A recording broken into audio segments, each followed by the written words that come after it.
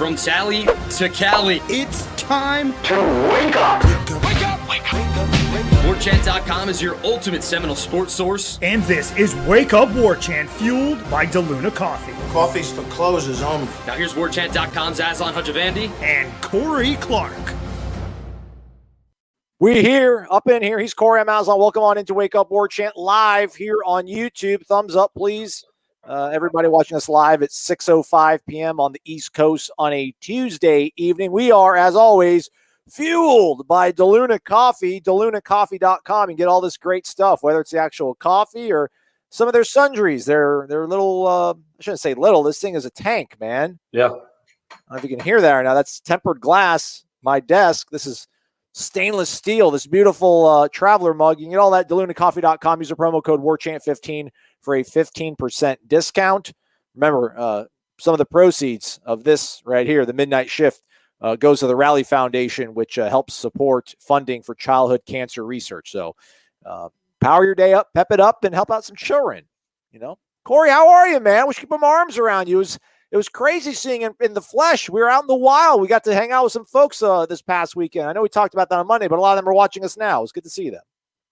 Thanks, buddy. I appreciate it. I can't wait to hug you. Just nuzzle in for a real big bear hug, and you just envelop me. Would be wonderful. Yeah, man, I'm doing well. It's a pretty day up here in the great state of Georgia, and I hope it's pretty wherever you guys are. How was it in Tallahassee? Good weather. Man, it's hotter than hates. It escalated, man. It comes quick, doesn't it?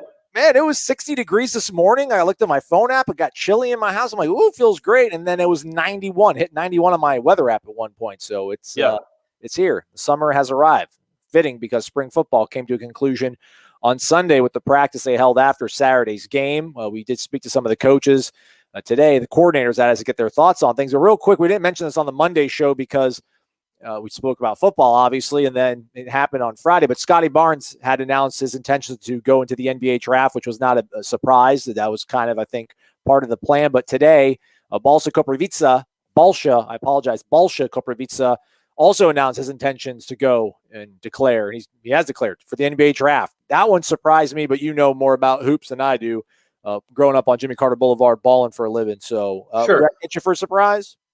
I mean, it's just like, I don't know. It kind of disillusions you a little bit with the whole sport. Like, really, man, you averaged 8 a game and you're going pro. You're going to go pro. Like, there's a good chance he's not going to get drafted. Obviously, Calhoun, Sardara had put his name in as well, and he didn't hire an agent. I think we know he can come back. I feel like he's just testing the waters, but probably will come back.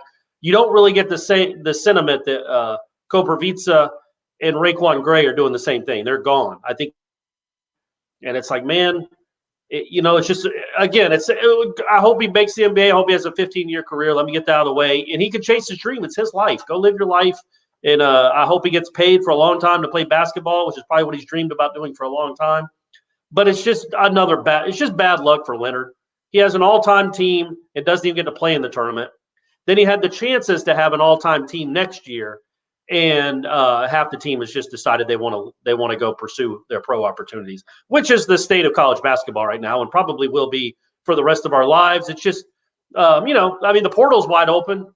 It's hard to find other people out there now that can come play for Florida State. Plenty of spots available, guys. If you're out there, I know we got a lot of transfer portal kids watching this. If you're out there, there's a lot of playing time available and a lot of spots available because most of the team apparently is leaving. But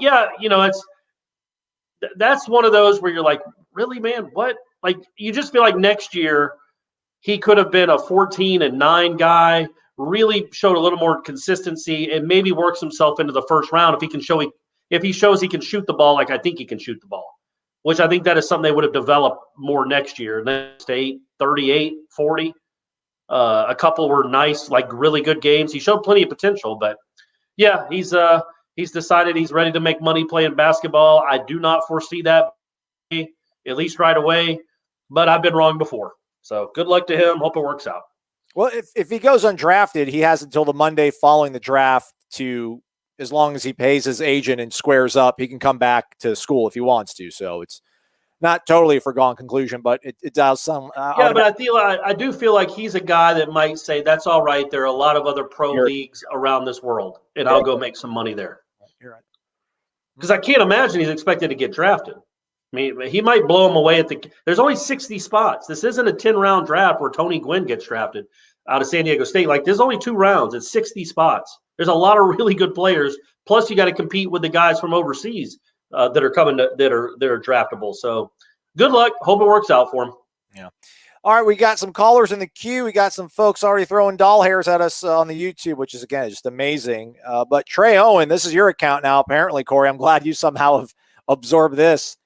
Corey, we lost a 3-star wide receiver from Arkansas in the 22 class. So do you think he saw the incoming talent or is on coaching? Then again, it is a 3-star, but still, I thought he's a 4-star. Quincy McAdoo. I'm going to pull his profile up here for you, Corey, so you can see it. Fresh looking young man. Look at that. Just looks like a player, right? Guy's stud earrings. Yeah.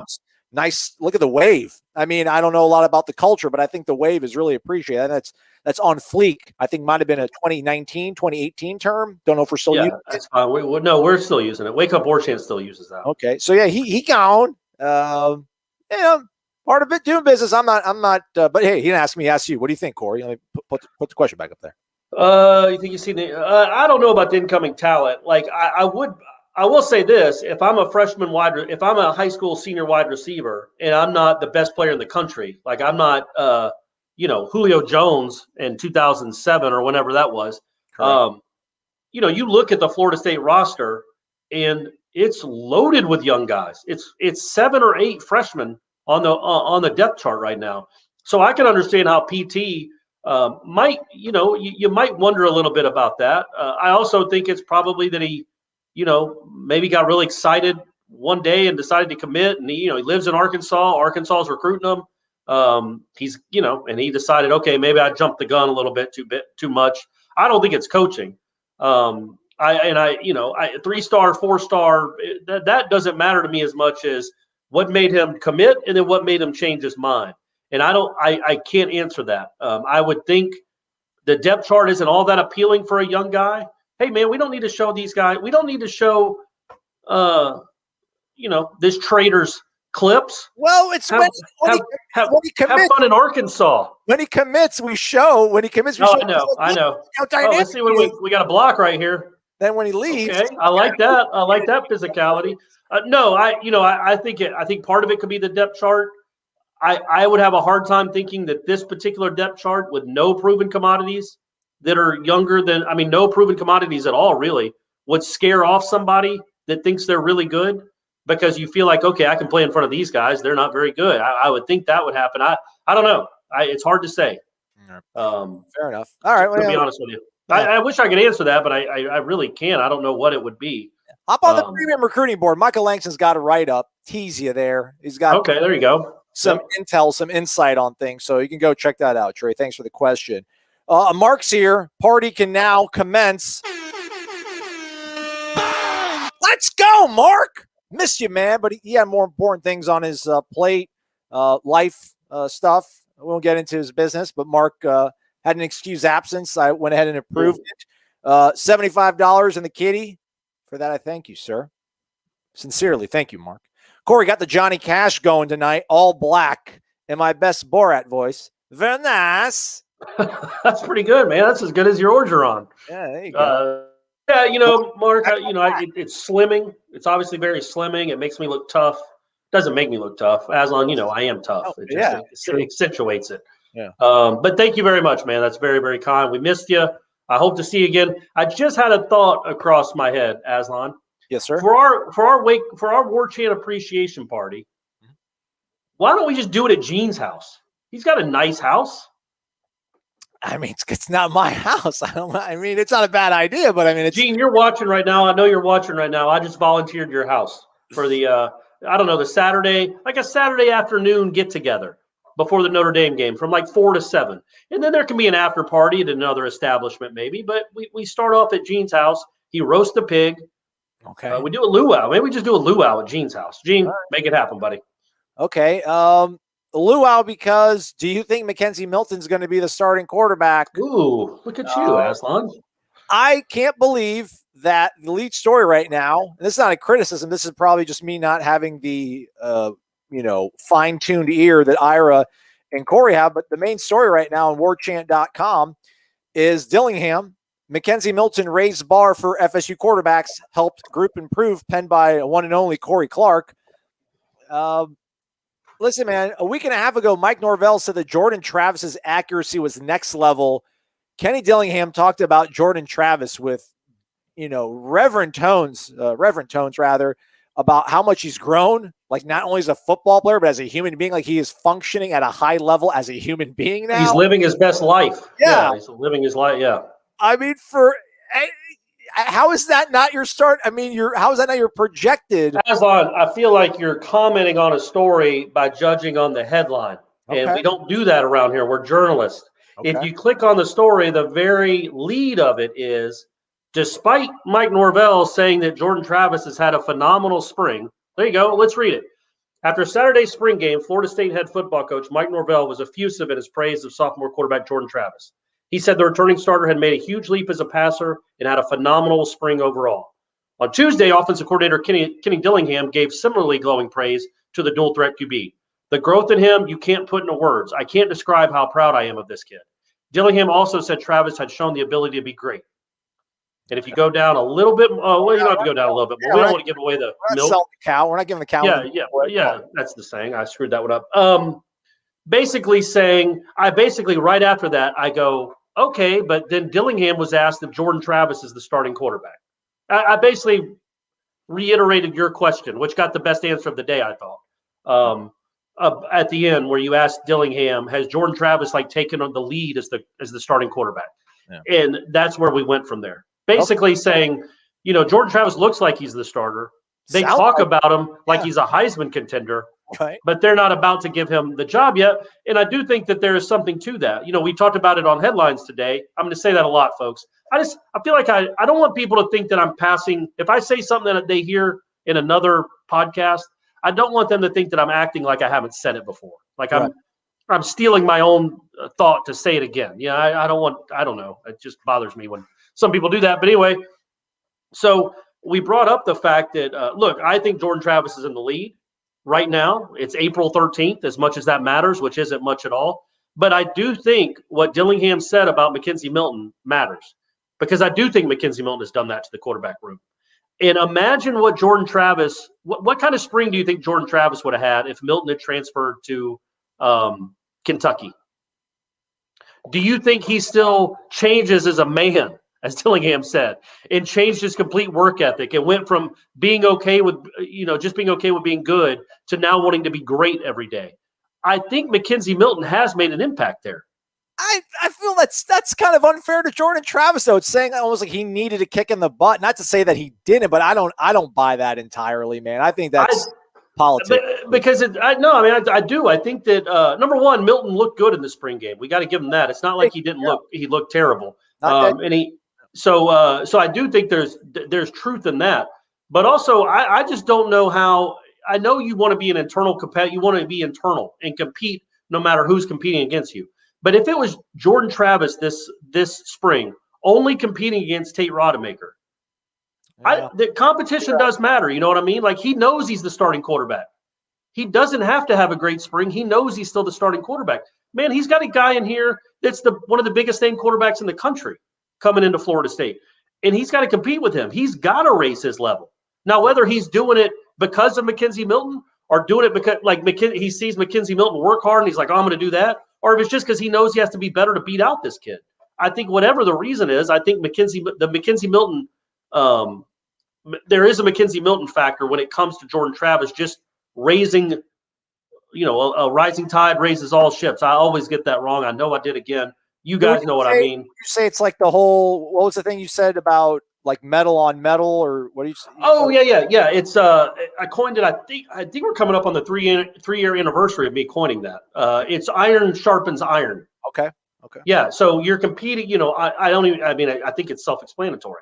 But yeah, I do think that competition matters. I think the same can be said for the secondary. I think whoever gets on the field, as long as they're healthy, the starting five in that defensive backfield are probably going to be pretty darn good players, because they're going to have to beat out some darn good players. And I think whoever wins this quarterback job will be a pretty darn good quarterback, because they're going to have to beat out somebody that's pretty good. Well said. We'll get to a call here real quickly, but Eric Angel is also here. Eric drove all the way down from Cincinnati, Ohio. Dollar bills, y'all. 50 bones. Eric, thank you, man. It was great to Thank you very much, man. To your face, man. Good evening, gentlemen. It was my pleasure meeting you guys. Stop it. It's all on this side of the screen, man. At a blast, spring game aftermath. Mackenzie really looked impressive, he said. So that, again, speaks to the fact that there's two quarterbacks, man. It's a legitimate race. I'm not trying to, create clicks or anything, but I mean, I can't remember like really any coach speaking that highly of a guy that's in the midst of a battle. I mean, whether it's when I was like covering an FCS school in Montana or covering some SEC teams in Mississippi, or now, with, Francois and Blackman and Hornibrook and all those guys battling. Those are some pretty hefty, lofty praise. And, I'll believe what the coaches say, but it was, I think you can, it'd be a lot harder to believe it if Mackenzie didn't play a good game Saturday. So that was a huge thing to have him do it in front of everybody. Cause he did it a couple times with us, but not enough to make you feel really good. Right. But, do it on his Saturday like he did, I think was huge. Yeah, again, I just makes it should have Florida State fans feeling, pretty encouraged by the quarterback position for the first time in 7 years. Really, honestly, maybe Francois, you felt pretty good about Francois going into 17, and then the wheels completely fell off the program one night in Atlanta. But other than that, there hasn't been a situation quite like this. And I do think the way they talk about Jordan Travis, sometimes you hear coaches talk like that and you think, and Eric, thank you very much, man. It's awesome that you came down. I was about to look up how far it is from Cincinnati to Tallahassee, but I can't even do that. I can't even do that to you. I can't do that to myself. But I just think that the way those guys looked, and especially the way they talk about Jordan Travis, don't you get the feeling that they think he can be something special even after Milton leaves? Like, it's almost like they think this guy has a chance to be really, really good. You're right about Dillingham talking about the way he talked about him. Yeah, I don't know about. Are you trying to say like he's an NFL prospect? No, not that. I think he's like an all ACC guy, maybe a potential All-American, something like that. It wasn't just the way that Mike Norvell said that his accuracy is next level. He's like, his accuracy has become just next level. I mean, it was big time. He's talking about his footwork is improving, his accuracy and all that sort of stuff. And it's like, well, shoot, man. Not even taking into account the fact that he's the best running quarterback in America, probably, or one of the top three.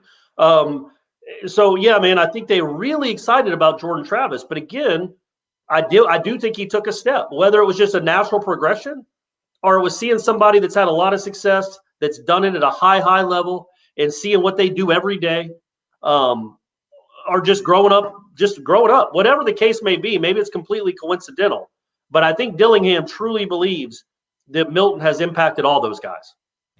All right, right on. All right, man. Well, Eric, you're the best, buddy. You're the best. Thank you, man. Yeah, thank you, Eric. This guy impacted. Can't wait to see you at Gene's house. By the way, Cincinnati to Bobby Bowden Field at Doak Campbell Stadium, Cincinnati downtown, center of the city, is 729 miles or 11 hours and 18 minutes. Okay, not bad. Okay. Strong. That's doable.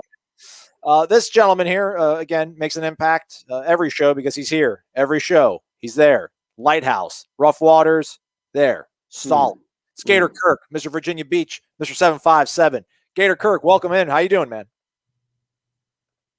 How you guys doing this evening? Great. I'm doing well, by the way. I'm doing well. Good. What's on your mind, Gator Kirk? You want to talk about spring ball, I would imagine. Yeah. Uh-oh. Ooh. All right. What-row? Yeah, the dog's going crazy. Stop, Coach. Oh. She knows she's on air. Okay. So, other than Jermaine Johnson, who was your indescribable player from the scrimmage? Can be on offense or defense. Oh. Malik McClain, I guess, if we have to, right, Corey? I mean, Jermaine Johnson, I think it's obviously hard, man. I don't think there's a close second. Yeah. You know what I mean? Like, it's hard to put – we're going to call him indescribable. These other guys will be describable. I'm muting You Gator. got to. Gator Kirk, we love you, but we got other listeners to think about. I don't know. Man. Hey, if I don't want to like advocate for animal abuse, but like if you got to do something to keep the dog quiet, so I don't want anybody to hear it and get you in trouble. So I don't think Gator Kirk's that kind of guy. You know, I really was impressed with Noles. I was impressed with McLean. Had a nice game. I was thinking about this today, Aslan. I would say I think we both agree Jermaine Johnson's the best player on the team, probably the most talented player. Best football. Who's number 2? Jordan Travis. Right? Maybe. I don't know. Toafili? Is it Devontae Love Taylor? Yeah. Is it going to be Travis J? Is it going to be Amari Gaynor? There's a lot of guys in that grouping, but that grouping to me isn't close. I think I heard a stat. I was actually listening to your boy Ryan Russillo. I think it was a Ryan Russillo, where he was talking about how good Steph Curry is and one of those weird efficiency stats. Mm-hmm. And he said the distance Steph Curry's plus minus on offense is number 1 in the league. Dame Lillard is number 2, but Dame Lillard is closer to number 27 in the league than he is to Steph Curry, even though he's number 2. That's how far and away Steph Curry is playing this year on from the rest of the league on an offensive level. I think that's the stat. But anyway, my point there is I feel like Jermaine Johnson's kind of in that group, right? Like, yeah, whoever number 2 is closer to number 15 than they are to Jermaine Johnson. And I'm telling you guys, there was one spring game. It wasn't just the spring game. Like I told you, we told you all spring, this guy's ridiculous. And then he did what he did in the spring game just to kind of validate what we were talking about. But the guy's been doing it all spring. That was he's a spring game wonder. This is just, I think, who he is. So I don't even know who I'd say number 2 would be for the indescribably good. Yeah, it's tough to say. I mean, just based on that game, I still think so. Maybe I would say Milton in that case. I think Milton was just a little bit better than Travis that day. But again, to your point, that analogy, I agree. Like, yeah, just it's 1 and then 2, 3, 4, 5, 6, 7, 8, 9, 10. It's just that big gap between what I think those guys are, or at least how they perform. I mean, we'll see. I think hopefully as good as we think Jermaine Johnson is, if one of those quarterbacks can play as good as Jermaine Johnson is affecting, being chaotic. I mean, good Lord, then you're 8, 9 wins. That is a legitimate goal. That's a legitimate thing on the table there. So, what about you, Gator Kirk? Did you get to watch it, or were you entranced with lacrosse and then I got to watch some lacrosse first. Good, right? And then, great game, by the way, wasn't it? It was a great game down to the final minute. Yeah. So, but no, it came on like internet briefly, and I think it missed about 3 minutes. But anyway, no, I actually was impressed with Kevin Noles just because he was a freshman. I know he intercepted Rodemaker, but when he did his interview and he was just telling himself, "Oh, I need to make a play," it harkens back to the days of like Dion and the other guys and Ramsey and stuff. Like, they're out there, searching for big time plays and big time hits. So I was impressed with him being a true freshman, being, first time in Doak with people around. So that's good. The dog was just excited because it's about half an hour away from the baseball game. And she was just getting a little bit, too amped up a little bit early. So it's all right. We need that. We need some juice. She brought the juice. So, anyway, I appreciate everything y'all do. Make sure everyone you support the Luna Coffee, support Warchant. If you're not a member, go ahead and sign up. I'm sure they're going to have a pretty good promotion coming up pretty soon. And as always, make sure you hit the thumbs up and keep up the good work, keep up the good articles. And as always, thanks for taking my call. Y'all have a great night. That's right. Gator Kirk, Mr. 757, Virginia Beach, Virginia Zone, joining us here on the program. Thanks, buddy. We appreciate it, man. Yeah, man. Always good to hear from Gator Kirk. We got some other callers in the queue. We'll jump to them here shortly. Let's get back to some folks making noise here on YouTube. We got In the Wind 2. He's dropping 50. Brought Ulysses S. Grant to the party.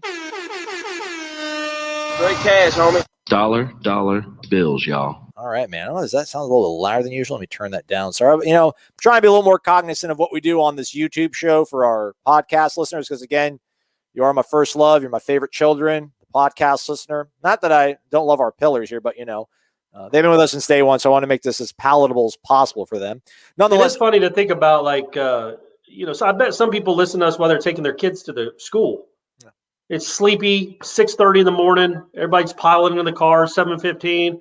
Honk, honk. You blow the horn because somebody gives us, you do that. That's probably going to wake everybody up. So I get that. I understand that you want to maybe think about them a little bit.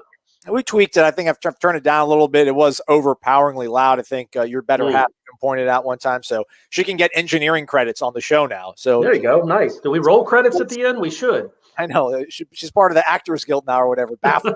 Get some residuals. Nonetheless, in the wind, thank you very much for the tip. Thank you very much, man. Thank you. MM, which I assume, I don't know, is that Malik McLean? Is it Mackenzie Milton? Probably Mackenzie Milton, especially with the context of the question. Yeah, I'm just kidding. Let's specify. Okay. Come on, you can type it out. You got a full keyboard.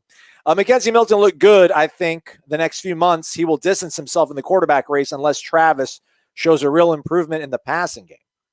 That's the thing, though, man. I think they really like where Jordan Travis is as a passer, as a throwing quarterback. Not to say that Mackenzie Milton's not going to get better, but I don't foresee Jordan Travis having hit some sort of ceiling where he's not going to get any better. Although it'll be kind of interesting to see who takes best advantage of these next 3 months or so, where it's just them on their own, kind of having to get guys together and get out there and run some reps. So yeah, it's a good thing. Yeah, man. I mean, Travis has obviously gotten closer to where he can max out his potential, and Mackenzie Milton's kind of trying to play a little bit of catch up, but I think their ceilings are much higher than where their heads are at right now.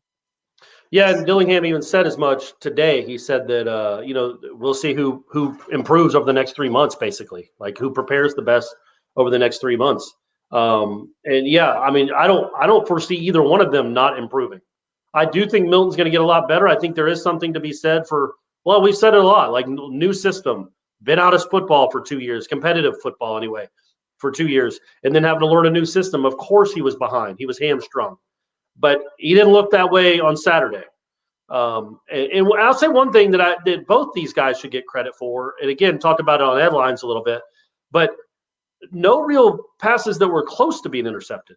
Like what they do a good job of, Milton did especially, was just because there was a play in particular I'm thinking about where he was about to get sacked or he was feeling a little rush in the pocket, just threw it right at the feet of his intended receiver. Like, just get it out of my hand. I'm not taking a sack, and I'm not giving anybody a chance to get an interception here. I'm just going to throw it. It's a very mature play. Unlike Rodemaker, obviously, who kept taking sack after sack after sack. These two guys, other than a couple, there were a couple that were just goofy on Jordan Travis. They didn't really take a lot of sacks, and they didn't make any bad throws. They didn't get it. They had no turnovers. So that's something to commend too. That's always a good thing. It's going to be interesting, man. I think it's coming down to the final week, and I think this is straight up legitimate. I think a lot of it could be determined on, honestly, okay, is our offensive line going to be good enough that we can have a running game without 13 at quarterback? Because if they can't run the ball, they ran for I think in the 4 games he was sort of healthy, they ran for over 200 yards in 3 of them, and the other one was Notre Dame. And they came close in that one, something like that. Like 4 straight 200-yard rushing games for the first time in, 7 years. And that's because of that quarterback, man. That's because of the pressure he puts on a defense and just his playmaking ability. So how much will that offensive line improve? If the receivers don't get better, at least you got a playmaker back there at quarterback. I really do. Don't you think that could have something to do with it, Aslan? It's not just, okay, who's the better quarterback if everything's equal? Because everything might not be equal.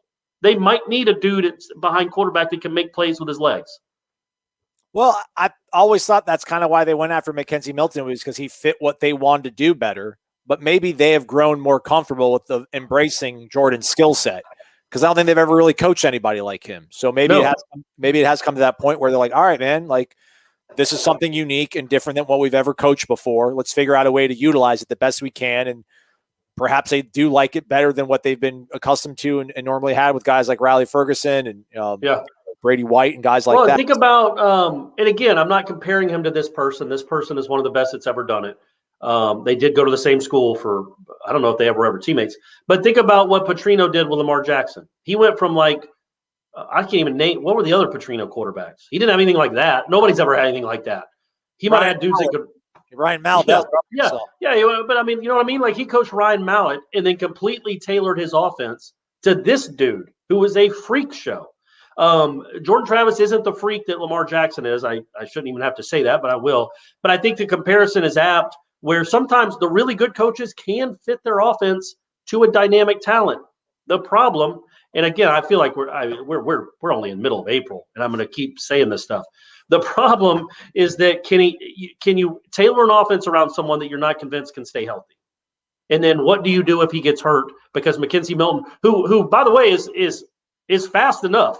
He's not slow. He's not Ryan Mallett. He can run and he can move and he's healthy, but he's not Jordan Travis either. So, it's interesting, man. It's gonna be an interesting 3 to 4 months for Dillingham and Norvell about are they going to have a completely different offense for one of them, or a sort of different offense for one of them, or are they going to both be running the exact same offense? All right. Yeah, man. It's going to be fun, man. It's going to be like it's not.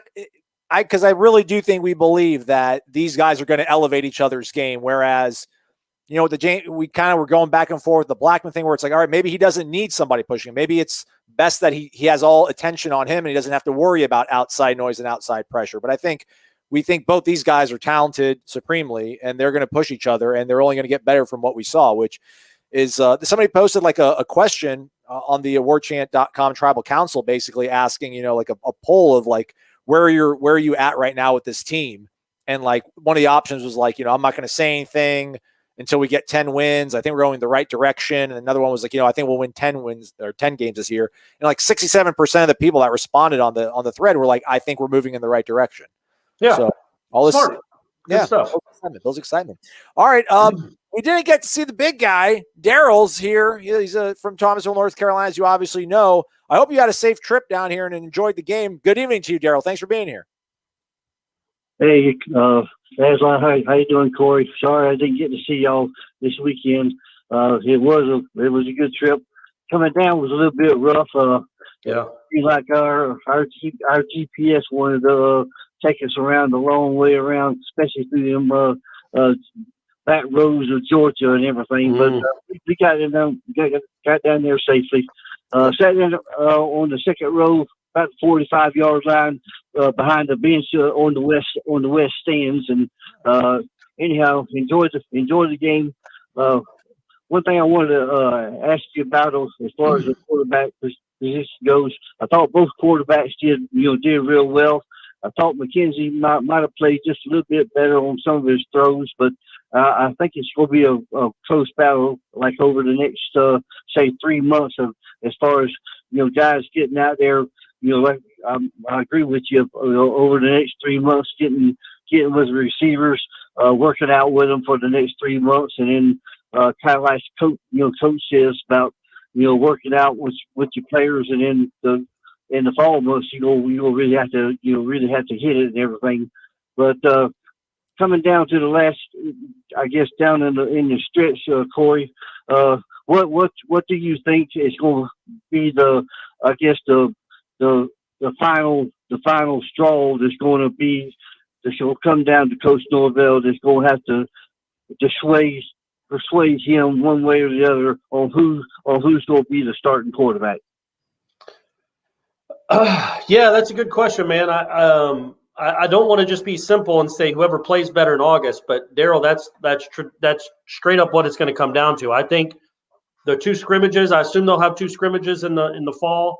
I think those are going to weigh a ton. I think those are the ones where you see if these quarterbacks can take what they're learning during the week in practice and put it on the field on Saturday. I really do think it comes down to those two scrimmages. It'll be interesting to see when we're not in the spring if Norvell will let people come and watch those scrimmages. But I think it comes down to who plays better in the scrimmages, man. I know that's an easy answer, but I don't know if unless they, look, man, I think if the offensive line turns out to be, if Atkins goes to him and goes, we can't block Notre Dame. Just understand right now, we can't block Notre Dame. We cannot give McKenzie Milton time from the pocket to throw. So you have to go and game plan with that in mind. If something like that happens, and Norvell's like, well, at least Jordan Travis will make it difficult on Notre Dame pass rushers. Maybe that's a sign. That's something he takes into account. But I legitimately think, man, I think it's a completely open race, and I think it's whoever plays better in those two scrimmages. really who plays better through August. But I think maybe he puts special emphasis in those scrimmages. And I'm genuinely curious, and I don't know when we'll get Norvell again, but I'm going to ask him. I don't know, Aslan, has he had a quarterback battle in his recent past? Did he have one at Memphis? It seemed like they were pretty entrenched guys everywhere he's been, and guys that were multiple year starters. Yeah, I mean, I think he inherited Riley Ferguson, and then he had Brady White come from Arizona State to Memphis, so he kind of was set there. When he was at Arizona State, Mike Bercovici is the guy they had. I think 3-year starter. I think Taylor White might have been a player that he said was a running quarterback that they had at Arizona State, but I don't know how that came about the starting wise. But yeah, I would assume if you think like Bercovici, Ferguson and Brady White, I mean, those guys were all kind of set up and knew who the dude was before, summer rolled around. So I just wonder, like, I don't see enough of a difference. I don't know if Mackenzie, I think Mackenzie got to play at an exceptionally high level to overtake Jordan Travis. Like, I think Jordan Travis has a bit of a lead. And I think if he continues to grow, if for some reason his development stunts, which I don't think is going to happen, I'd assume he's going to be able to keep him off. I'd imagine be able to stave him off, but 3 months, maybe that's a really long time when it comes to developing in a new system when you're a guy like Mackenzie Milton that's played 30 plus games and getting your feet back kind of. So again, man, I'm really looking forward to see how it works out, but yeah, I would defer to you. Scrimmages are going to kind of tell the story, I would think.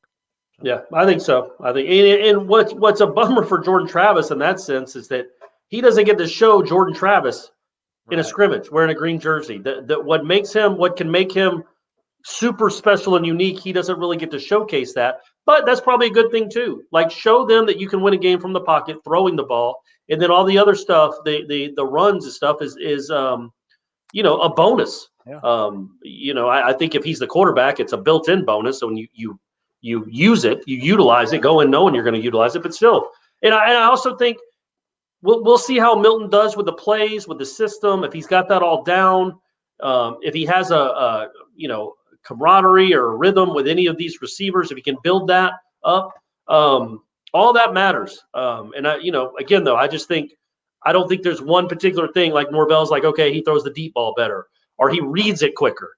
That's probably the number one thing is reading it quicker.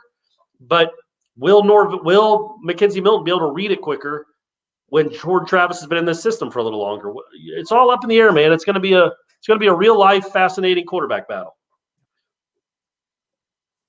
And I got a second question for you. I was kind of watching some of the receivers, and I was kind of interested to see how they was going to do.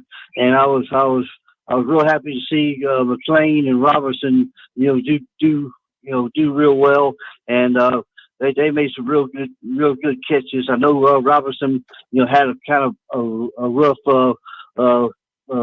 I guess practice on Thursday, but he come out on Saturday and did real well. Does Robinson and McLean have a legitimate shot at taking one or two spots from one of the starters come fall practice? I would be surprised this year for either of them. You've got Helton and Pokey, who will both be out there, and then you've got the kid from Kansas coming in, who probably is going to be, the best of the bunch. So I would be surprised if they started, but I don't think that's the question we need to ask. I think it's more: are they going to contribute? Are they going to be part of the rotation? I think Malik McLean has a really good chance. Oh yeah. To just that combination of size and speed, I think he's a guy you could at least run some specific sets for, some specific routes for, to try to utilize him, to try to get him in a one-on-one matchup. And I think what happened Saturday is really big for both of their confidence, but especially Malik McLean. I think I shouldn't say especially. Yeah. Brian Robinson was awful on Thursday. Yeah. There's really no other way to put it. Yeah.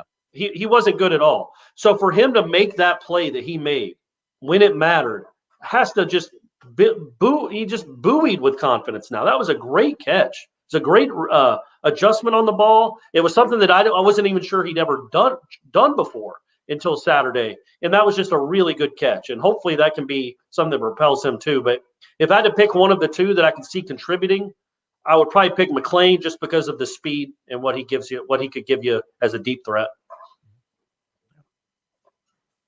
Good stuff, Daryl. Glad you enjoyed the game. Glad the weather held off too, man. Yes, sir. Yeah.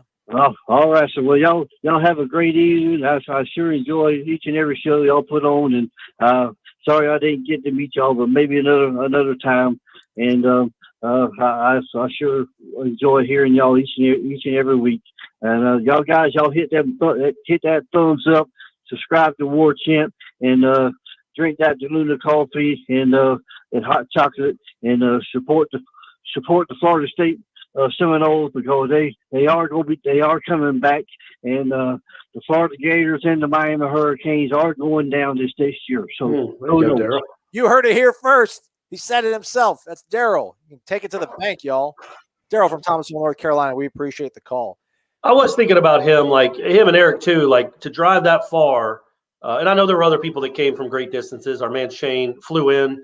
But like to drive that far and then be just sitting in a thunderstorm, just an absolute deluge, would have been the worst. I'm so happy for them that the weather cleared up and they got to actually watch a pretty entertaining-ish spring game.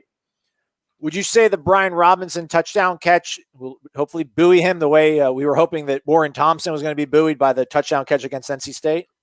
Did you see how that worked out for Warren Thompson? He became a completely different player. Like literally, he's not even a Seminole anymore. Where is he, by the way? He's in Arkansas, right?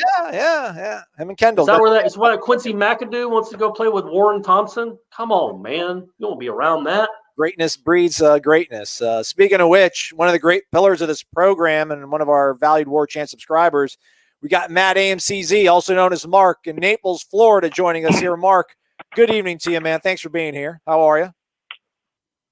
Good evening. Let's go. Let's go. Ready to go. All right, man. Good, man. We're talking about the quarterbacks, I feel like, Mark. Huh? Yeah, we've already talked about that, ad nauseum. I'll just say real quick, if it's fourth quarter in the Notre Dame game and we have a 3rd and 9 and we need to convert, I'm sorry, I just want Milton throwing the ball. I love how Travis has improved, and he's only going to get better. But that's just kind of my feeling on it. But we won't know. We won't know until the last week. Mark, let me ask you this though. What if it's a 3rd and 2? Yeah. Then you want Travis. I mean, hey, why don't we just do that? Just do the Spurrier thing. Just rotate them. Yeah. Well, even I want to talk about Dillingham. We had a great press conference today, and they asked him a question about the two-headed monster. He goes, "Man, we have 4 quarterbacks. So if they're 4 of the best 11 players on the field, they're going to be all playing." So I think that was kind of encouraging to say. And I think he even said we might see some crazy stuff.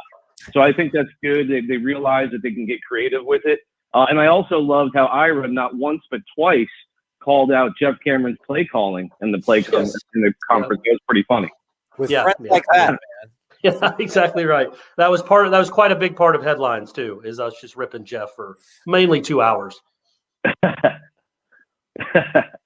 No, he's great. How was your Master Sunday? Good. I didn't take my usual nap. I usually take a nap like when the first group's like around 6, like 6, 7, 8, and I kind of wake up when they're hitting the turn. But I didn't even take a nap this time around. It was good. It was awesome. I really like to see the bow that Matsuyama's caddy did after the win was classy. I liked it. It's like if it was a movie, I think like Matsuyama's caddy would have been this guy that was like this great caddy in Japan that always was on the bag for like the greatest Japanese golfer, but he always fell short of the big one. And then like Matsuyama like plucked him back out of obscurity, like got him out of a bar. Like, come on, man, like I trust you. You're gonna help me. You're gonna help me win the Masters. And then like the caddy's daughter comes to Augusta National, hasn't seen her estranged father in like decades, and she's in the crowd, and they make eye contact after the victory. And he doesn't want his daughter, Corey, to see him cry. So he turns his back to her and he puts the flag back in the hole, and he just bows his head. Fade black. Movie's over. I liked it. I was a big fan. So you want to direct You want a movie about a Japanese caddy? Yeah. Not a golfer, but the caddy. It's about the cat. Well, the caddy's like the redemptive angle. Yeah.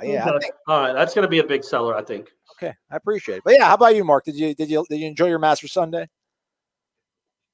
Yeah, I actually got to start it off. I got to play golf with Marshall Falk on Sunday morning at my home course here, just by chance. That was pretty cool. Let me catch that. Let me catch that for you.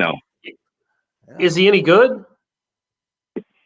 Yeah, he was a good stick. He birdied the first 3 holes. That's off him at the end of the day. But yeah, it was fun. That's really bothersome where somebody like that, who's obviously blessed with so much ability anyway, can also just be good at golf too. Like, you know what I mean? Like Steph Curry. Steph Curry he's already the best shooter we've ever seen in basketball. Pick a lane. He's also a scratch golfer. It's like he can't shoot. He can't be like a hack. He's got to be great at it. It's infuriating. No, I mean, he came in with like a 4 handicap and he birdies the first 3. I'm like, dude, you're not a 4. This is out of hand. I was calling him a sandbagger and all that. It was good spirits. Had lunch after. He's now into like insurance and helps players. I know there's a post on the Tribal Council about players. That's one of the interesting stories he told, like not really having a clue about when they get out, how to manage their money and protect it and being surrounded by the right people. So that's what he's doing now. And it was fun. But thank you guys so much. I'll let you go because I know the show's getting long. And go Noles, and I'll be there for Notre Dame. Do you have a question? You have a question. Morgan just showed up. He asked us. Actually, I guess your question was whether we liked our Masters Sunday. So yeah, all right, you're fine. You're fine. You know, I want you to be involved. No, I mean, I didn't want to talk about the quarterbacks that much more. I just wanted to check in and say hi and appreciate all you do. And we'll talk to you on the Renegade Express. All right, man. Awesome. Thanks, Mark. Appreciate it, buddy. Mark down on Napoli. That's our guy, man. We appreciate him, man. Thanks, guys. Yeah, Matt AMCZ here on the program. We got a couple more callers in the queue. It looks like we got fan favorite. I think we got Jay from Daytona's in the house. That's gonna be fun. Let's go to Khalil. Khalil, who has upgraded his avatar from Terrence Smith to Kermit Whitfield, busting it against Auburn in the national title game, is here with $100. Khalil, let's go, man. Khalil, you're too kind. Let's go. Come on, Khalil. What's going on? Last year. I wonder if it's Khalil or Khalil. You know what I mean? I think it's Khalil, right? But I don't want to mispronounce. I definitely don't want to mispronounce his name because he's very, very generous. But you're too generous, man. But thank you very, very much. That's very kind. Wasn't there a baseball player that had that name? Khalil? Like Khalil Green? I don't know. Yeah, it was Khalil Green. Yeah, I played at Clemson. Yeah. But he was Khalil. So I don't know if it's Khalil or Khalil. Okay. I could have been screwing this up the whole time. Well, he keeps coming back and he hasn't said anything, so I'll assume that it is Khalil. But let us know. Do correct me in the bottom comments. Don't throw any more money at us, though. $100. Awesome, man. Thank you, Khalil. Last year, put a bad taste in fans' mouths when it comes to Marvin Wilson. I've heard people call him a bust. I strongly disagree. What do you guys think? He's definitely not a bust. Yeah. We talked about it a lot when it happened back then. I certainly saw both sides and how fans felt, they weren't real happy with Marvin for what he did, but also, I can't ever put myself in Marvin Wilson's shoes, but during that specific week in this country's history was a bad week for your star defensive tackle to think you're lying about race relations, which is quite clearly what Marvin Wilson did. He thought that Norvell was lying. It turned out, we think, I believe Mike Norvell that it was just a slip of the tongue and unfortunate phrasing. And I do think Mike Norvell cares, and he did show that after the fact. But yes, it soured some people on Marvin Wilson. It all could have been saved or turned around if Marvin Wilson had played like Marvin Wilson in 2020, but he did not. He was hurt and did not play well at all. And then just, I think missed the last 3 or 4 games, just opted out. So the end of his career was very unfortunate, but that does not take away, in my opinion, what he did his first 3 years at Florida State, especially 18 and 19. He was really, really good. He certainly was not a bust. Florida State, like any big-time program, has had plenty of busts. You guys can name them. I'm not going to be mean. I'm sure there's 5 or 6 that come into your head right now. Marvin Wilson is not on that list. Marvin Wilson just had a bad year when he was hurt, but he is not a bust. Statistical analysis here. I mean, look at that, man. Yeah, look at 19 and 18. Yeah, he was graded out for the people on the podcast. I mean, he played over 1,000 snaps at over a 90 grade. And he graded out at 90.7 and 19, which made him a PFF All-American. and he graded at 90.1 in 18, which probably was one of the higher grades any defensive tackle in the country got, and he was doing it on a terrible defense. Again, if Marvin Wilson had played anywhere from 1987 to 2000 or in the 2012, 2013 seasons, he would have been considered one of the all-time greats. I'm convinced of it. And he did come back to school when he did not have to. In hindsight, from a financial perspective, as far as draftability, he probably made a mistake because of the injury. And he has to answer questions about the tweet in June, too. But, man, those 2 years, sophomore and junior years, he was, close to dominant, truly. Second part of Khalil's question, how do you feel about the 2014 through 2017 teams and DeAndre Francois in general? People act like he was a scrub. This is Khalil's hill. Is that he really feels like everybody pretends that once Jameis left, this program became complete trash. His argument is that 15 and 16 were actually good years, which is true.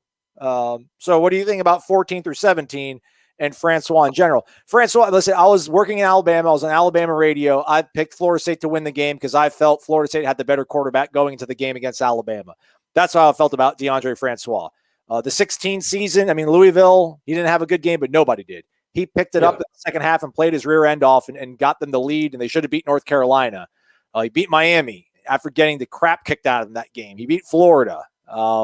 Yeah, man, I thought beat Michigan. Yeah, beat Michigan. Francois, I thought was going to be a really good college quarterback. I don't know if he was going to be an NFL guy, but I thought he was going to be a really good college quarterback. And, he lost his mentor or whatever you want to say with Jimbo leaving, and he got hurt, and nothing was the same. So I think, I think that when it comes to him, it's complicated because you do have to factor in Jimbo, the Jimbo factor, and that he only really got coached by him for a season as a starter. You have to imagine that in 2017, if he'd have stayed healthy, maybe Jimbo's still here. I don't know. I mean, maybe that team goes 9-2. I don't know that that's a possibility, but it could have been. But he didn't. He got hurt. And then he just was, he wasn't the same in 18, but was he 18 and 19 or just 18? I don't remember. Just 18. Yeah, that's right. He wasn't the same in 18, but that was a flaming shipwreck of an offense in an offensive line, and he didn't have much to work with other than Cam Akers. So it's hard, man. He's somebody that I think will get lost to history not lost to history, but he's a what if. He's a great what if. If Jimbo had stayed, what that would have looked like. Obviously his ceiling wasn't Jameis. It wasn't that high. I don't know that he was ever going to be an NFL quarterback, but I think he could have been an all ACC quarterback. I think he could have been a guy that won you a couple New Year's Six bowl games if the program had been trending in the right direction. And, unfortunately for him, it just fell off a mountain. And, he became the target for a lot of angst in 2018, but he was hardly the problem. Yeah. 15's a team that's like lost to history because we always talk about the winning streak, and it's like, hey, man, that winning streak stretched into 15. Stretched into like 6 or 7 games into 15. Yeah. And they lost the crazy Georgia Tech game. Yeah. And then they gave Clemson all Clemson wanted with who was Smag, the quarterback, right? That was Francois. Francois. Yeah. So they gave Clemson all they wanted. And that's right. It was the Dalvin Cook game. I was thinking of 17. Or 8. What was I thinking of? 17 Blackman. 15, no. 15 was Smag. 15 was Smag. 15 was Smag. That's what we were talking about. Yeah. So the 15 game, they gave Clemson all they wanted. That was a game in the fourth quarter, a close game. And Florida State had the ball, and Dalvin got stopped on fourth down. Man, I think that 15 team, when you look back at it, it's just the problem is for the 15 team, you remember the Georgia Tech game, and then you remember how it ended against Houston, which was not great. But in the middle, they won some games. The Houston game didn't bother me that much, but yeah, you think about the way you lost to Georgia Tech. That was brutal. I was there for it. I was in person there. That sucked. What was funny about that too is I remember Jimbo because the whole time, even after they lost to Georgia Tech and Clemson was doing what Clemson was doing, and we all thought I didn't think Florida State had much of a chance that day in Death Valley, but they were still right in the hunt, not only for the ACC Atlantic, but for obviously the ACC championship and maybe a playoff spot. Yeah, man. And I remember Jimbo coming into the post game after the loss in 2015, and it was legitimately the first time since 2011. And I think he even said this, that they knew they couldn't win the conference, like and how they had to readjust because they knew the conference championship was out of reach, and that was in November, I think. Yeah. And then since that game, it feels like the conference championship has been out of reach on the opening kickoff of the opening game. Just how quickly it's changed, where it's out of reach before the season even starts now. Yeah. Hey, Khalil, we appreciate it, man. Thank you very much. Keep fighting the good fight. Let those 15, 16 squads not be forgotten. Yeah, man. Charles Edwards, who I think joined the party last week for the first time. There you go. He's back. And simply says, Albany, Georgia, Ray Charles. So I guess that's a reply to his question, or the question we asked him last week. Where are you from? And the most famous Ray Charles from Albany, or is it Albany, or is it Albany? It's all. Man, don't ask me. Louisville. It's Louisville. That's where. I think. I don't know that I knew that Ray Charles was from Albany. That's why I'm looking it up. All right. That's crazy. Corey. Let's take a phone call while you do that. Charles, thank you very much, by the way. Thank you very much, Charles. That's very kind. Don't throw any more money, but ask a question down there. I'll scroll down there. Yeah, man. He was born. It's a problem, Aslan. Why did I grow up in Georgia my whole life? Went to public school from K through 12, and then also went to secondary education in Athens, Georgia. And I didn't know that Ray Charles was born in Albany. Why is that? I mean, I know he's St. George on my mind, and I know who he is. He was incredible. But why did I not know he was from Albany, Georgia, man? I don't know. We gotta celebrate our natives more. Yeah, exactly right. Ridiculous, man. An all-time great. And I'm just finding out that he's from Albany. I bet you know who rode on elephants and took over, Northern Africa or whatever, Is that Hannibal? Yeah, we find that we learned that in school, but then we don't know that one of the great, soul singers of a generation was born. Of all time, not just a generation. That's crazy. All right. By the way, the Masters promo with they had like a cover of Georgia on my mind. It was butchered. It was horrible. Stop that, ESPN. Why would they do that? They've used the regular one, haven't they, before in the past? Come on, man. Just use Ray Charles. Don't screw it up with anybody else. All right, let's try to hustle through this. We got 3 more callers and a slew of YouTube folks to pay homage. We got friend of the program, Central Florida's own, The Villages, Wes. What is up, Wes? Not much, fellas. How y'all doing? Good, buddy. Fabulous. Hey, and just so we're clear, pronunciation, it is Albany. Okay. All right. Albany. Got it. Okay. All right. There we go. Corey, looking good tonight. Got the banner behind you back. It's where you belong. I like it. Yep. Got to get the other one down to Tallahassee, man. Then I'm all set. There you go. So a couple of questions. One, I kind of got in on the show late, but I wanted to find out going into the spring game what you thought you were, hoping to see out of it. But what was the biggest surprise that you didn't anticipate that really stood out? Have you guys covered that? No, I don't think so. My biggest surprise was the way the receivers played. I hadn't seen that much this year.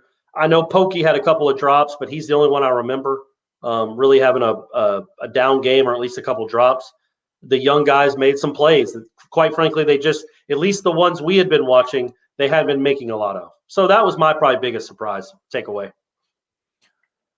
For me, I would say probably the way that to see Mackenzie Milton, to see like a brief window of it, not to say that I thought it was gone from him, not to say that I don't think he was going to recapture it at some point, but man, that drive when he went, was it McLean, then Burrell, or was it McLean and then Robinson? McLean, then Robinson, yeah, back to back.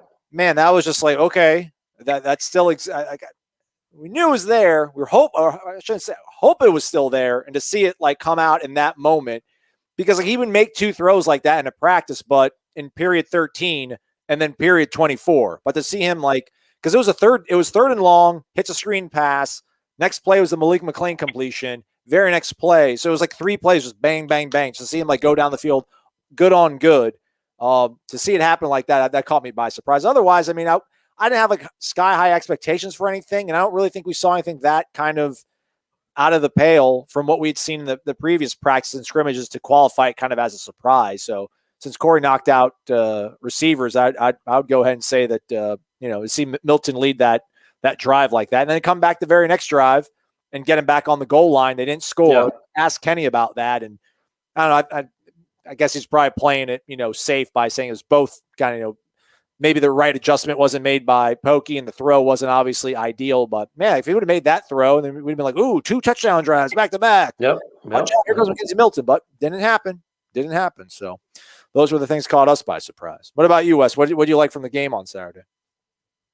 Yeah, I mean, it's hard to argue those points, but I'm telling you that Jordan Travis, when he rolled out and threw across his body, that said to me, whoa, he is definitely getting after it and really trying to grow as a passer. And that was really impressive. And it was really nice to see Mackenzie do what he did. That, I think everybody was like, okay, is he gonna show us something? Because hadn't really done a whole lot up to this point. And so that was all positive. And but I tell you who I liked, it was kind of a surprise, is and I think he's going to live up to that number 26, carry that on from Asante, but that Kevin Noles, and the fact that his name is Noles, it's like he couldn't play for any other team. But that kid, man, what a player. I think he's really going to be something. You say go Noles to him, and he thinks you're being like specific, like, hey, thanks, man, I appreciate that. I thought he had the best game of anyone not named Jermaine Johnson. I thought it wasn't just the pick, which was impressive, just the way he broke on the ball and read the route, but the physicality he showed in coming up to the line of scrimmage and making plays was really impressive. I thought, and they talk about him highly, man. They talk about him highly, and now we're seeing the Jordan Travis throw. It's an incredible throw. It's a great throw. It's, dare I say, Mahomesian. I don't know if it's something they want him doing a lot of, making throws like that, rolling to his right. And in fact, I can tell you they don't. But it also shows some confidence that maybe that takes a lot of confidence to roll to your right and make that throw. And he just put it right on him. So a really nice play. But Noles to me was the most impressive defensive back. Again, he was working against the second team offense. So we got to temper a little bit. But right, it was the physicality more than actually who he was going against. The fact that he blew up screens, he blew up Corey Wren on a PBU, and then he made the interception. Yeah, man, a guy that should still be in high school making plays like that. It sure sets a baseline of what we think this guy could be to look that good as an 18-year-old. Yeah. All right. What else you got for us, Wes? Yeah, well, to circle back to the quarterbacks, I mean, obviously we all been around it a long time, and the old saying is if you got 2 quarterbacks, you got no quarterbacks. But I got to say that watching Jordan throw the ball and then seeing Mackenzie definitely do some good things, that what if the fall gets here and they're both just on par and nobody's really separated themselves? I don't know that that's likely, but let's just say it does. I can't see a scenario where you don't have both those guys a game plan for both of them. I mean, let's face it, if it's short yardage, third down, Jordan can get the yardage. If it's third and long, you feel like maybe, Mackenzie can, definitely get the yardage through the air. So what do you guys think? If it is close and if nobody's really separated themselves, do you see them just picking a guy and rolling with them, or do you think they might try to play them both? I think if Mackenzie Milton wins the job, say 52-48, he just a little bit better, 52% to 48%. They lean towards him, so they give it to Mackenzie Milton. Jordan Travis will definitely be a part of the game plan. They will have multiple packages for him. He will be on the field for at least a dozen or so plays, I would think, in some capacity. He's just too good not to be. If we go the other direction and Jordan Travis wins the job 52-48, I don't think they plan on Mackenzie Milton seeing the field. You know what I mean? I don't know that if he wins the job because of his quarterbacking ability, I don't know why would you take him out? Would you take him out in 3rd and 12? Because that tells me you don't think he's a quarterback. Your quarterback stays on the field for 3rd and 12. Jordan Travis can do multiple things, even if he's not taking the snap every play. So that's where I'm headed. If Mackenzie Milton is the quarterback, the starter, Jordan Travis will play against Notre Dame. If Jordan Travis is the starter against Notre Dame, I'm not convinced Mackenzie Milton will. But I do think, Wes, that it will come down to that final week, and I do think we will see both of them. I just have a feeling we're going to see them both a good bit this season. And I've heard that saying. We've all heard it about having 2 quarterbacks means you have none. Sometimes that's just not true, man. Florida had Tim Tebow and Cam Newton. Like, you know what I mean? They had two good ones. Like there are, and I'm certainly, as you know, I'm comparing these two guys to Tim Tebow and Cam Newton. But I just think that sometimes there's offensive coordinator's blessed to have two good quarterbacks, and I think Dillingham, he even said as much today. He feels blessed that they're in this situation where they have two guys that they can. I mean, he might have said all of them, but we know it's down to these two guys. They have a chance to start and be good college quarterbacks in 2021. Yeah, that's right. Yeah, that's fair. I think you're going to see them both. I mean, yeah, I do too. He told me to pick. I'd hope McKenzie wins the job. He's here for 1 year. Jordan's got plenty of time, and put Jordan in on packages. And I think that's probably your best hope for the most success. I shudder at the thought of McKenzie, not winning the job, like you said, if Jordan does win it and he just doesn't play. I'd hate for that kid. After making his comeback, I hope that it works out where they both get plenty of playing time and it works out. And I think it can. I think Norvell and Dillingham are smart enough. And I think with their skill sets that I think it could work out. But, I guess you just have to wait and see. Sure would be nice if they were playing Duquesne to open the season as opposed to Notre flipping Dame. Then they could both get plenty of reps in the first game. Well, right. Said. Yeah, we don't open with the cupcakes very often. I saw, I think yesterday that in 20, I know it's a long way out, but apparently we scheduled a home and home with Alabama like 2024, 2025, or 25 and 26. So there you go. Something to look forward to. Yeah, man. Got to put people in the stands. One other thing. Go ahead. No, you're good. You go ahead. Carry on. No, I was just going to say before I go, I know you guys touched on McAdoo decommitting, but I don't think we're worried about that. I think there's other guys in the fold that they'll go after. But I did see where Balsa declared for the draft shortly before calling you guys. I don't know if you'd talked about it, but that kind of shocked me. Yeah, we did. We talked about it at the beginning of the show. It was not a stunner, but not. Let's just say I don't really agree with that decision, but I also don't think. I think he just wants to. Some kids just want to get on with their pro careers. And you certainly can't begrudge a guy wanting to go make money playing the sport that he loves and living his dream. I don't foresee that being in the NBA, at least in the near future. Maybe he can work himself into an NBA player, but right now he's going to have to go into probably overseas somewhere, I would think. All right, thanks for calling in, Wes. Appreciate you, man. Yeah, guys. Hey, I was disappointed. I was hoping to make it up to Tally on Saturday and try to catch up with you guys, but it just didn't work out. It's a long drive, and I just couldn't work it out. But I'm fully intending on making it up for the Notre Dame game, and I know you guys have said briefly that you're probably going to have something bigger going on by then. So I hope to catch up, meeting you guys. I feel like we already know each other well enough. We got to place a face to the voice. Absolutely. Hopefully we can work that out. And I'm the first White Claw for Aslan and the first Mick Ultra for Corey's on me. That's right. He knows it. He knows the deal. Wes in the Village. There you go, Wes. Appreciate you. That's kind of a cool look, isn't it? Good evening. Everybody, don't forget to hit that thumbs up, subscribe to warchant.com, and definitely don't forget to drink your delicious DeLuna coffee. Go Noles. Have a good evening, fellas. Always cut promos. Promo cutting Wes out of the Villages, man. We appreciate you, Wes. Thank you, man. Let's keep it rolling. Let's plow through these calls. We got the man, the myth, the legend. We actually got two legends back to back. We're going out on a high note for this show. Let's stay here on the East Coast and the East Coast of Florida. Let's go to Jay in Daytona Beach. Jay, what's up, man? Hey, how's it going, guys? Corey, that's incredible timing with that nose joke, man. Hey, that's what I get paid for. Jay, I had I think it was James B at the get together on Saturday night. He asked me if I ever thought about being a comedian, and I thought he was being sarcastic. But maybe I just have a gift, man. I just have a gift, Jay. What can I say? Anyway, we're not here to talk about my comedic skills. You got it, and I know we're running pretty long, so I'll just make this quick. And it's kind of fitting that, they say when you have a meeting, you always want to start out with the positive. So it's fitting that, I'm towards the end. But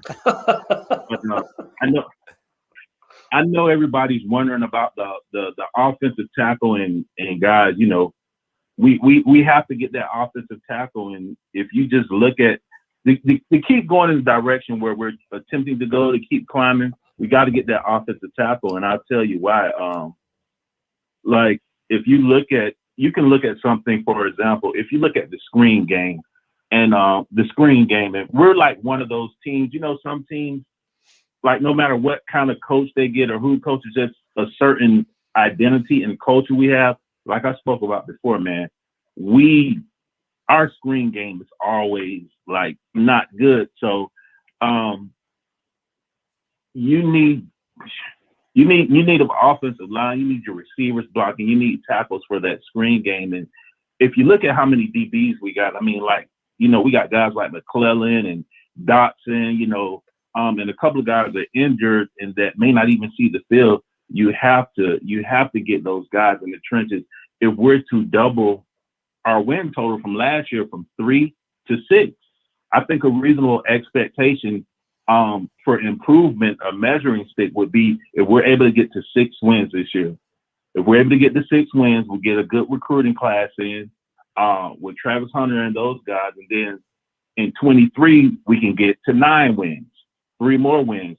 And then after that 23 class, or maybe even, you know, the 22 class, you're looking at the top 10 to 15 class. But in order to do those little things and to get to those 6 wins, you got to, and I know, you know, the guys in the portal aren't really that good as far as at the tackle position.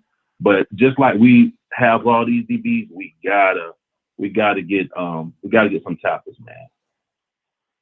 Well, you got to get one for sure. We only think they have one spot left, but yeah, I think that's what they're holding out for. They desperately need one. Your screen point is right on the money. They have been tracking screen passes. I don't know, since Amp Lee was here, like it's been a long time since they could run screen passes, especially wide receiver screens. I don't understand why they even call that play anymore. It never works. It always gets blown up, it seems like.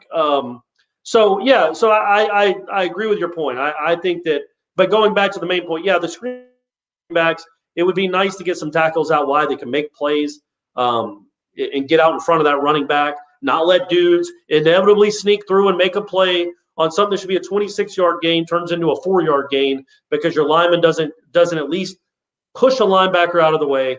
But yes, overall, man, I think that's what they're saving it for. They have one more spot, we know for sure, and it's just gotta be a tackle. It's just gotta be, I think.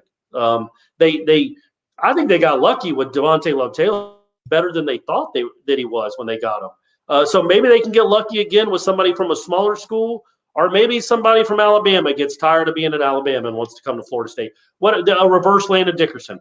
Whatever the case is, they need to play at the tackle spot for sure.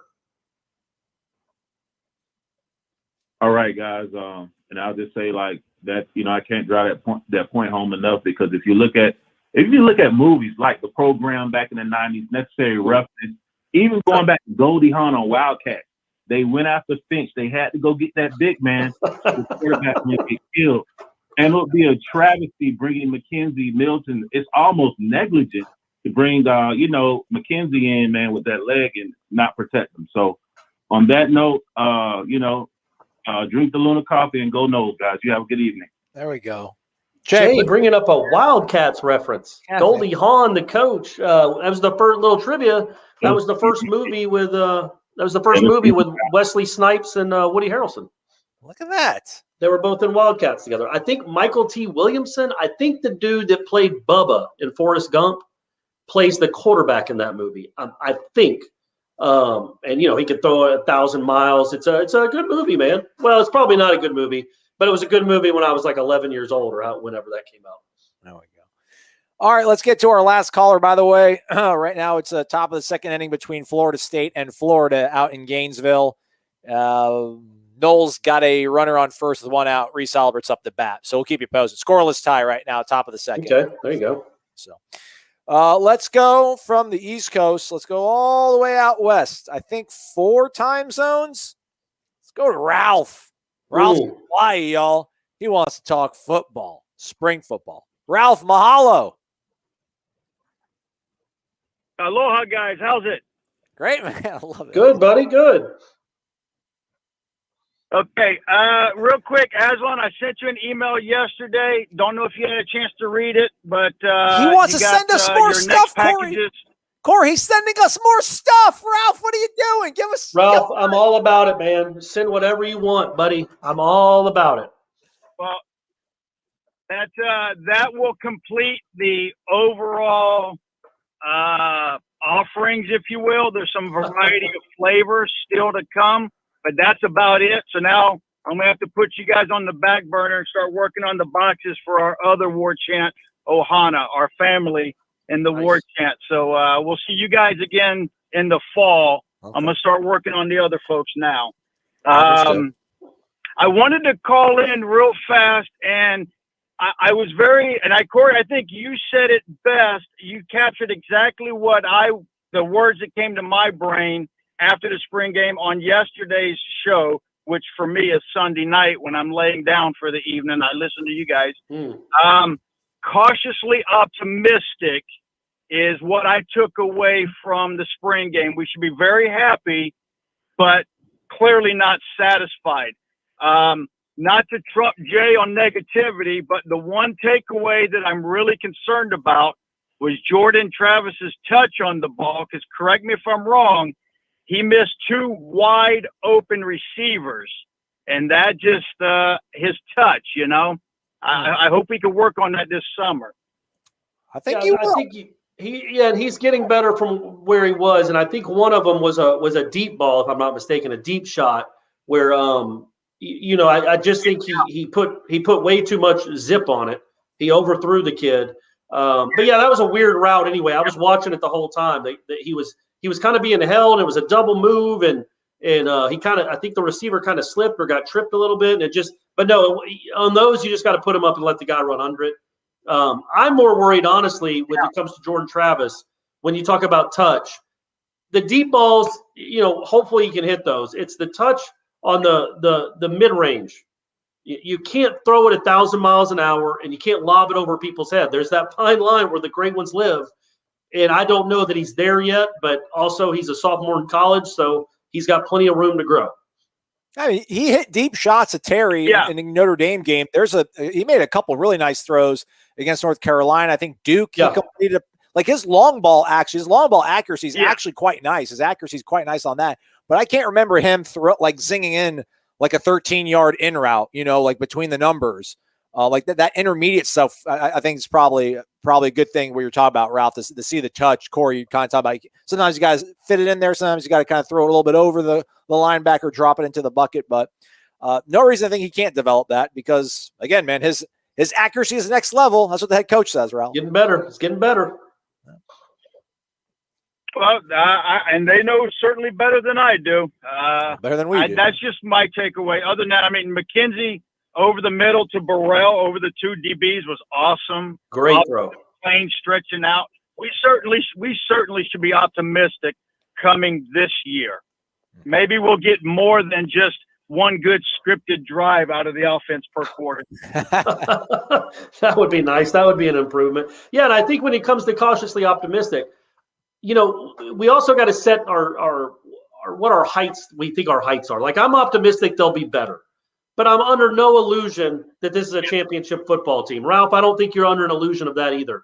But if they can show steady improvement, like Jay said, even going from 3 to 6 wins, that's an improvement. It's probably not where people want to.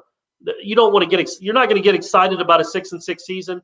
Nobody wins. Florida State after all. But we also live in the reality that this is not a championship roster right now. It's just not. But if they show signs and get better, then maybe the 2023 roster is a championship roster. But you got to start building now. And that's what I'm optimistic about, is this team will be better, maybe significantly better than last year. Oh, absolutely. From the time that I've started calling in and commenting, I think I've been along that lines. I call myself in the James B camp because I see his comments on the message board. Very positive, but he's also realistic. So I'm a James B Padawan, if you will. Are we in a better place than we were at the end of the Duke game last year? And the answer clearly has to be yes. But yes, we're not fooling ourselves and thinking that we're going to go up to Clemson and blow them out the stadium. So right. I'm with you.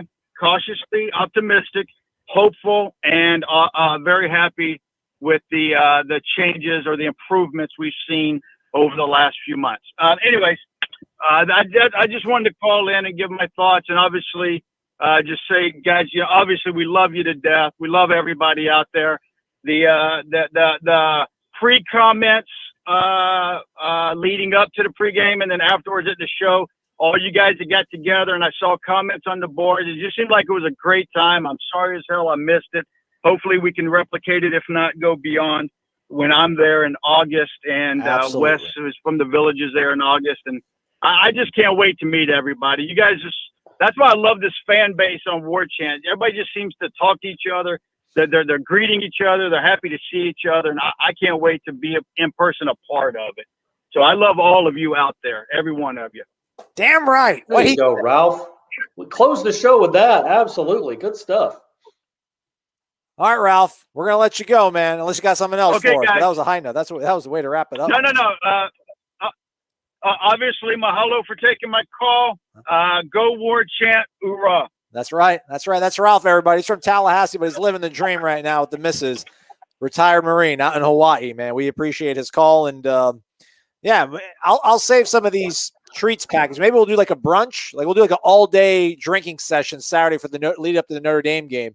We'll do like a brunch with all these, like, he gave us like 10 different kinds of pancake mix. I'm a waffle guy. I'm going to go for the pancakes, man. Good, man. Good. Ralph's the dude. All right. A couple other comments here on YouTube. Joel Davis waiting for the buzzer to drop the hammer. Let's go. Joel dropping $100. I did not get to rub Corey Clark's head at the spring game, but I did shake Peter Warwick's hand. Well, that's a nice consolation prize, I guess. You know, it's not this though. Ooh, look at that! Look at that bad boy! Ooh, look at that thing, man. When was the last time you took a razor to it? Yeah, probably a couple days ago, I think. 2-3 days ago. 2 days ago, probably. Joel, thank you so much, man. Trust me. It's gonna sound bad. I'll let you rub my head for $100. That's, you know what I mean. Like you've earned it, but genuinely, sincerely, thank you very much. That's very, very kind of you, man, to do that. Yeah. Thanks, Joel. You saw him in the stands. It's his favorite player of all time, greatest receiver of all time, he says. Well, at Florida State, absolutely. One of the best in college football history. Just an incredible, it's almost like when people talk about Elvis. You don't appreciate, even the highlights, which are incredible, you don't appreciate Peter Warwick, really, unless you were in the stadium when he was doing one of those, when he was making 6 people miss, and just the electricity when he had the ball in his hands. It was incredible, man. He is absolutely one of the best college receivers that ever lived, and the best Florida State has ever had. So you had to see Elvis's hip gyrations live in person to appreciate him? Is that what you're I think it's like people would say, like, just the hysteria surrounding him and around the country. Much like I'm sure the Beatles, like just everybody talking about them and the hysteria they came with it. With me, like the Michael Jackson, the Thriller album. I mean, that's people know who Michael Jackson is, but unless you live through it, you can't comprehend how it was everywhere. It was everywhere. Everybody dressed like him. The songs played all the time. The videos were on all the time. He was everywhere. It was impossible how huge that was. And the same thing with Peter Warwick. Yeah. All right. It's the last time I will compare Peter Warwick to Michael Jackson, by the way, everyone. So Get Down or Lay Down asks, is Walter Jones the best transfer in FSU history?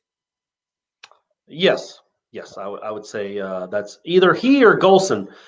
Golson, the jury's still out. I would probably the only thing going against Walter Jones is they only played the 1 year, but he was awesome in that 1 year, and then he turned out to be maybe the best left tackle that's ever walked the earth. So yes, I would say he's probably the best transfer. All right, he's the best transfer in college football history, maybe him or Cam Newton. Shoot, yeah, well said. Matthew Cash left a comment, but I think it took too long to get to it, so let me pop it up here in our alternative method here. Did not get to watch a spring game because of my wife's charity event at Westonwood Ranch, but thank you guys for the incredible synopsis. Do you think the linebacker play is better? Yeah, I don't know. Maybe. I think Gainer's going to be good. The other side is where you worry about. They did talk very highly, but why would a coach not? Talked about Kalen DeLoach. Adam talking about Kalen DeLoach said that from like the time Emmett Rice went down until the last spring practice, he took a big step, and they really liked him. And I guess he started the first game last year. I don't think I remembered that, but Fuller said last year he started out really well and then had a pretty severe dip in his play through the middle of the season. He said he seems to be much more consistent, more physical, bigger, better, stronger. So other than that, I don't know. I think Amari Gaynor will be good. All the other guys are question marks. Yeah, man. We still don't have any kind of clarification on Emmett Rice. Maybe next time we speak to Norvell at some point, we'll be, hey, whatever happened to him? But I would assume we did see him, I think, at practice last week with, because it was like, oh, look at him. He was, because at the scrimmage, like 2 Saturdays ago, he was walking with a bit of a limp, but he didn't have a brace or anything on his leg. Then we saw him at practice like last week, and he had a brace and everything on his leg. So we're assuming probably waiting for the swelling to go down before they went in there and worked on him. So, but hey, man, if you have a pass rusher like Jermaine Johnson and Coop does a good job of clogging up the middle and stopping the run game, and your back end is kind of solidified with guys like Jarian Jones and maybe Kevin Noles comes on, then maybe your linebackers aren't going to be as much of a liability because everybody else around them will. It'd be nice if your guys that you can count on the defensive line can stay healthy, you have a chance. That's one thing again I'm worried about. There's a lot of worries. They were 3-6. They're not great on the line of scrimmage depth wise. They got some dudes that can play frontline guys, but after that, there's question marks. Question marks. Florida State baseball currently. Bunch of errors, walks, 2 sack flies. Gators are up right now. 2 down. Runners on the corner. 2-0. Gators are up. They got out. There you go. They got out of the inning. Good job. Way to get out of there, Carson Montgomery. Way to work out of it, man. 8-9-1 due up for the Noles as we sign off here for the evening. We'll be back with another show later this week. It'll be Renegade Express. We'll take all the questions, mailbag style from our subscribers over on warchant.com's Tribal Council. Joel, thank you very much. Matthew, Cash, very fitting. Thank you. Charles Edwards, thank you. Leal in the win too. Eric Angel and Mark Adamczyk, as well as our callers, Jay, Ralph, Wes, Gator Kirk, Daryl. I feel like I missed some. I feel like we took 6 calls. We appreciate all you folks. Stay connected to warchant.com, your ultimate Seminoles sports source for continuing coverage of all things Florida State. For Corey, I'm Aslan. Thank you for watching us live and listening to the podcast of Wake Up Warchant, fueled by DeLuna Coffee. Check them out, DeLunaCoffee.com.